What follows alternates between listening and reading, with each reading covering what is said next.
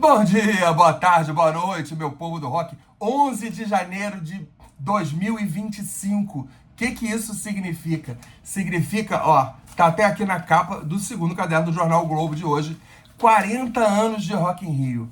Há exatos 40 anos, dia 11 de janeiro de 1985, começava o Rock in Rio. Como todo mundo sabe, com o Ney Matogrosso cantando Deus Salve a América do Sul. O nome da música é só América do Sul, mas o Ney fez questão de começar com essa declaração ali, atestando a nossa importância para o mundo. E era um novo mundo que se abria para a América do Sul. Eu escrevi essa reportagem de capa do segundo caderno do Globo sobre o dia 11 de janeiro de 85, quando tudo começou, quando a gente teve Ney Matogrosso, Baby e Pepeu. Baby ainda era Consuelo, hoje é Baby do Brasil. Eles eram casados, não são mais, mas ultimamente voltaram a ser parceiros musicais. O tremendão, saudoso Erasmo Carlos, Whitesnake, Iron Maiden e Queen. Uma coisa impensável para a época, 1985. Eu falei com o Roberto Medina, presidente do Rock in Rio, falei com um conhecido que estava lá aos 11 anos de idade, Gustavo Stefan. A mãe dele levou ele com 11 anos, o irmão com 9, mais um amigo de 13, lá para aquele, na época, fim de mundo daquele terreno lá em Jacarepaguá. Como eu digo no texto, na época ninguém teria coragem de chamar aquilo de Barra da Tijuca, era Jacarepaguá, e não tem o menor problema com isso. É porque inventaram que Barra da Tijuca é mais chique, é mais hipster, mas é Jacarepaguá, como eu sempre brinco, que o Rock in Rio é em Curicica até hoje, e a gente vai lá feliz da vida para Curicica. Mas então, a história do Rock in Rio já foi contada 1 milhão de vezes por mim, inclusive nos jornais, nos vídeos, nos depoimentos. Eu vou me ater a alguns detalhes e a janeiro de 85. O que acontecia em janeiro de 85? O ingresso custava, em outubro de 84, 18 mil cruzeiros, em novembro, 19 mil e a partir de dezembro, 20 mil cruzeiros. Era a moeda da época, tá? Depois, como nós sabemos, a gente teve o Plano Real ali em 94 e a nossa moeda se manteve a mesma de 30 anos para cá. Mas estamos falando de 40 anos. Então, tudo é diferente. O ingresso... É muito difícil fazer essa comparação. Eu faço a comparação na matéria, mas é muito difícil porque não é só você comparar o valor e a inflação. É outro mundo. É outro mundo. Você, na época, via 6 shows num dia de Rock in Rio. Você hoje vai e vê 20 shows, possivelmente. Se você contar os palcos todos, você consegue ver 20 shows e outras apresentações. E musical, aliás, o musical do Rock in Rio estreia hoje, dia 11 de janeiro, lá na Cidade das Artes, musical contando a história. Eu vi lá no festival. É muito emocionante, recomendo a todo mundo dar uma olhada no festival sobre o Rock in Rio e os 40 anos. Então é muito difícil você fazer essa comparação. Claro que é muito mais caro você ir a um show hoje, a um show internacional. Mas, por exemplo, uma outra forma de você comparar é você falando... Tem uma coisa que bem entrando na minha cabeça, né? É você pensar quantos shows de um artista só ou de um artista e uma banda de abertura custam mais do que o ingresso ao Rock in Rio. A inteira do Rock in Rio 2024 tava R$800, né? 795, se não me engano. E existe meia entrada, que muita gente tem direito por lei. Não existia isso em 85. Todo mundo pagava o mesmo ingresso. Então é muito difícil comparar. Claro que os ingressos são mais caros hoje, mas é uma comparação difícil.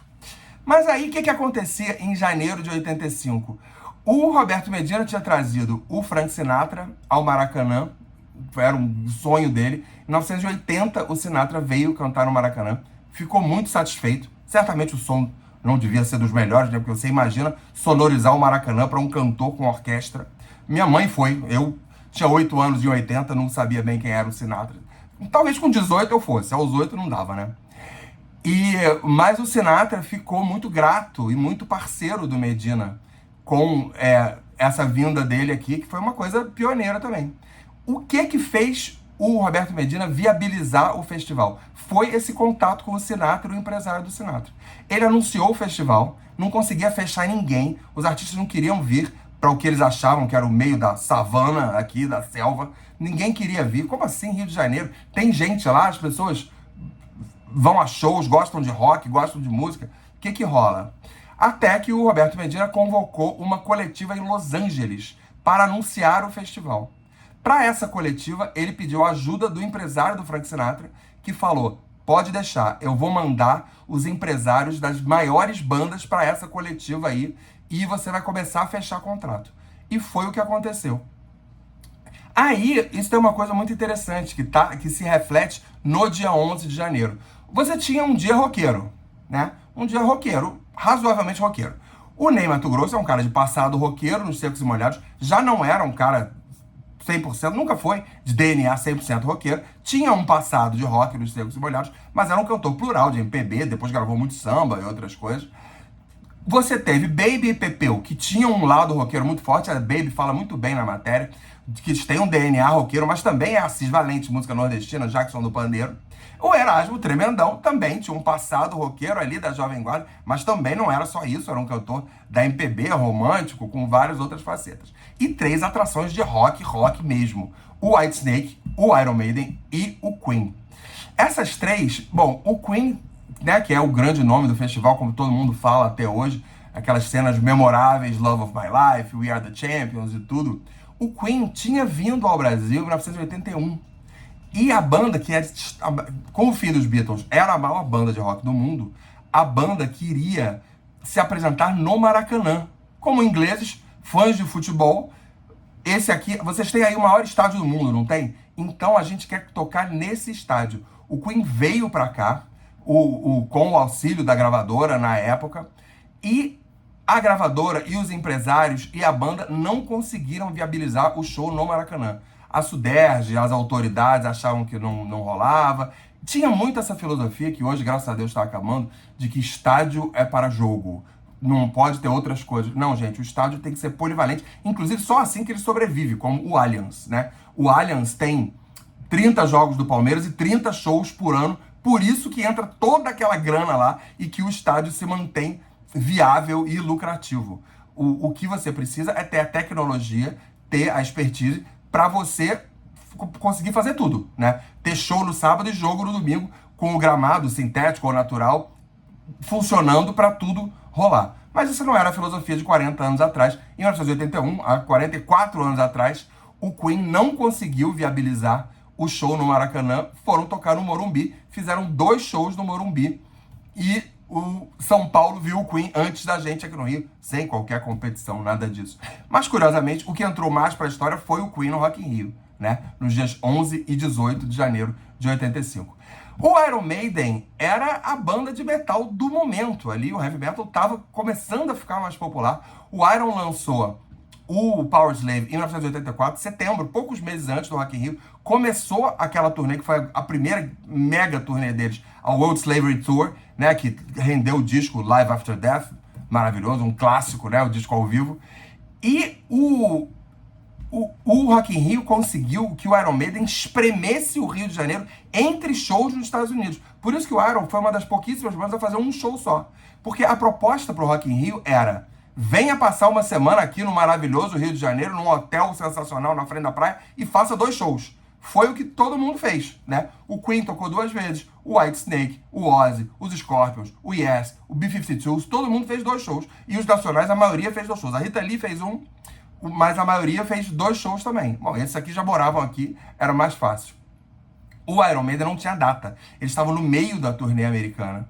E eles espremeram entre fins de semana. Eles tocaram um fim de semana nos Estados Unidos, vieram pro Rock in Rio correndo, voltaram para os Estados Unidos e seguiram a turnê de lá. E, curiosamente, uma aspas vingança, tá? Que eu não tô aqui alimentando qualquer sentimento anti-paulista. Eu adoro São Paulo e adoro meus amigos e meu rock and roll paulista. Mas se São Paulo viu o Queen antes do Rio, o Rio viu o Iron Maiden antes de São Paulo. Porque o Iron só veio para aquele único show do dia 11 de janeiro de 85 no Rock in Rio. Depois eles voltariam só em 92, numa turnê maior, passou pelo Maracanãzinho, até rendeu aquele disco, né? Real Live One, Real Dead One. Tem até foto do show do Maracanãzinho no encarte daquele CD. O Iron veio para um show só. O Whitesnake é uma história também legal, porque eu me lembro, eu pessoalmente não fui no dia 11, tá? Eu fiz 13 anos no dia 10 de janeiro de 85, aliás, eu fiz aniversário ontem. Obrigado a todo mundo que se manifestou, milhões, uma torrente de carinho de todo mundo, obrigado. Eu fiz 13 anos no dia 10 de janeiro de 85, no dia 11 eu não tinha como ir, não tinha mãe de amigo, essas coisas, né? De quem tem 13 anos de idade em 1985. Eu fui nos dias 18, 19 e 20. Dia 18 levado pela minha mãe, aliás, obrigado mãe. Dia 18 levado pela minha mãe. E aí a minha mãe viu que não era, que eu não morreria, né? Como dizia, eu vou chegar no Nostradamus já já. Mas ela viu que dava pra ir. E aí dia 19 e 20 eu fui com um amigão meu irmão, Bruno Buiz. A gente foi com uns amigos ali. Mas, cara, de um jeito que eu acho que eu não deixaria meus filhos ir hoje em dia, tá? A gente foi com o amigo do amigo, pegamos um ônibus pra lá, chegamos lá, o amigo falou, valeu, bom show. Nunca mais vimos o cara, ficamos lá até de madrugada com lama até o joelho, pegamos o ônibus, loucura. Mas deu tudo certo, estamos aqui para contar a história do dia 19 e 20. Então, o dia 19 eu vou fazer um vídeo depois sobre o dia 19 de janeiro de 85, que isso aí não tem como não fazer. Mas o dia 19 eu estava lá vendo o Whitesnake, Ozzy, Scorpions e AC/DC aos 13 anos de idade. É uma iluminação para um menino daquela idade em 1985. O Whitesnake veio para tapar o lugar do Def Leppard. O Def Leppard era a banda contratada para o Rock in Rio, era uma banda mais estourada, uma banda mais conhecida, tinha baladas, né? Bringing on the Heartbreak, Fooling, uma banda de hard rock britânico. Mas o Def Leppard resolveu entrar em estúdio com o produtor Mutt Lange para gravar o disco Hysteria, que foi o grande estouro da carreira da banda até hoje. A banda, obviamente, vem aqui, né? A gente viu recentemente, viu no Rock in Rio, viu em São Paulo, uma banda que eu adoro. Entrevistei o Joe Elliott, que é um cara ótimo. O Hysteria é o grande estouro da carreira do Def Leppard. Então, eles resolveram não vir ao Rock in Rio para se concentrar nas gravações do Hysteria, que ficou muito tempo sendo gravado e ainda demorou muito tempo para estourar. Eles só estourariam em 86. Mas eles cancelaram a vinda. No Réveillon de 84 para 85, teve aquele infeliz acidente com o Rick Allen, o batera, que acabou perdendo um braço e continua tocando na banda, né? Esses anos todos, adaptou a bateria e toca na banda, mesmo com um braço amputado. Mas na época ficou esse boato, né? Ah, o cara perdeu o braço, a banda não pode vir, vem o Whitesnake. Não foi a perda do braço. A banda já tinha cancelado a vinda. Veio o Whitesnake. Olha que maravilha. A gente aqui não tinha muita noção do que se tratava. Quem era mais roqueiro, mais velho um pouco, conhecia o Deep Purple, sabia que o David Coverdale, o cantor do Whitesnake, teve aquela passagem explosiva para fazer um trocadilho cretino incendiária, gravando o Burn e o Stormbringer com o Deep Purple. Um Deep Purple diferente, né? Um Deep Purple que ia mais até para um folk, para um soul rock, né? Mais bluseiro, menos aquele rockão um pouco mais jazzístico do Purple com o Gillan, mas uma passagem incendiária de muito sucesso. O Coverdale, aquele homem lindo, né? Que era vendedor de boutique antes, aquela voz, aqueles baby, baby, baby. O que é uma espécie de Robert Plant, né? O Coverdale, depois que saiu do Deep Purple, formou o Whitesnake, inclusive com o integrante do Deep Purple, né? Originalmente com o John Lord. Aquela formação que veio aqui tinha Coverdale, o John Sykes, outro homem lindo, né? Com aquele seu cabelo louro cacheado até a cintura, super guitarrista com a sua Les Paul. O Neil Murray no baixo, o Cozy Powell, que infelizmente não está mais aqui entre nós, na batera, uma formação matadora do Whitesnake. Eu me lembro que eu, vendo pela TV em casa, falei, opa, vou ver Iron Maiden e o Queen eram as coisas que eu conhecia melhor. Dei uma olhada nos nacionais, legais, Ney, Baby Pepeu, Erasmo. Aí vem o tal do Whitesnake. Aí eu falei, que isso? Que banda é essa? Quem é esse cantor? Que guitarrista é esse? Foi um soco na cara ver o Whitesnake. E aí depois, no dia 19, eu fui lá pra grade no Whitesnake, do alto dos meus 13 anos. Inclusive, peguei um copo de Guaraná jogado pelo David Coverdale. E se não me engano, era só Guaraná puro mesmo, tá? Foi um momento de glória na minha carreira de fã de banda de rock. Foi uma surpresa o Whitesnake, uma banda que já era experiente, né? Porque o David Coverdale já tinha passagem pelo Deep Purple, já era um cara cascudo. Os músicos todos eram absolutamente cascudos. E foi uma surpresa.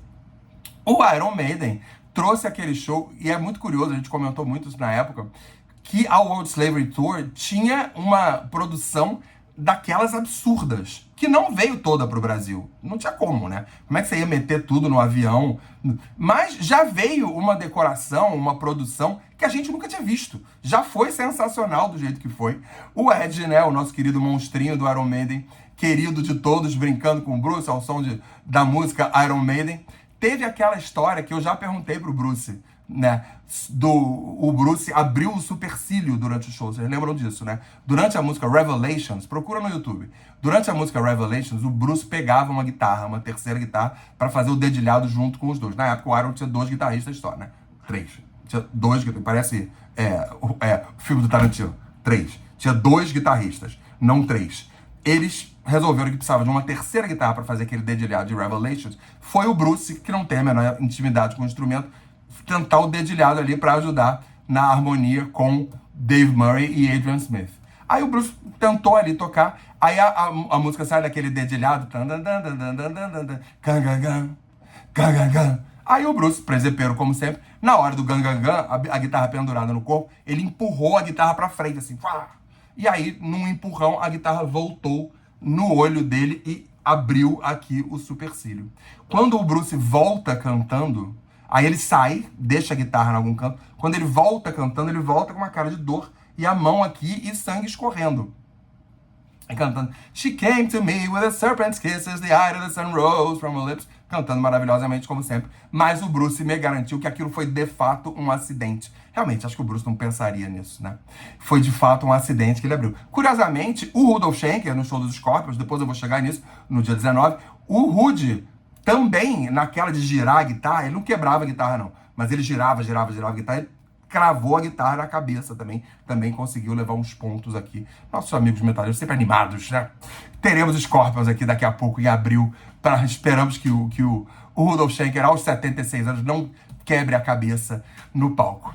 E o Queen, né? O Queen já foi cantado em verso e prosa, possivelmente a maior banda de rock daquele momento ali, nos anos 80, depois muita gente veio estourar, muita gente grande apareceu no YouTube, então não vou ficar fazendo comparações, mas o Queen no auge, foi o que a gente viu, né? O Queen, Freddie Mercury, Brian May, John Deacon e Roger Taylor fazendo aquele showzaço do Queen pra nós, histórico, ninguém nunca esqueceu.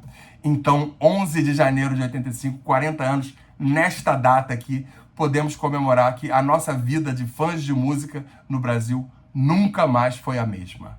Olha só, obrigado a todo mundo que está vendo meus vídeos. Assinem, se inscrevam, cliquem no sininho, comentem, sugiram, cornetem, me sugiram outros vídeos para fazer, tá bom? A gente se fala. Um beijo, obrigado!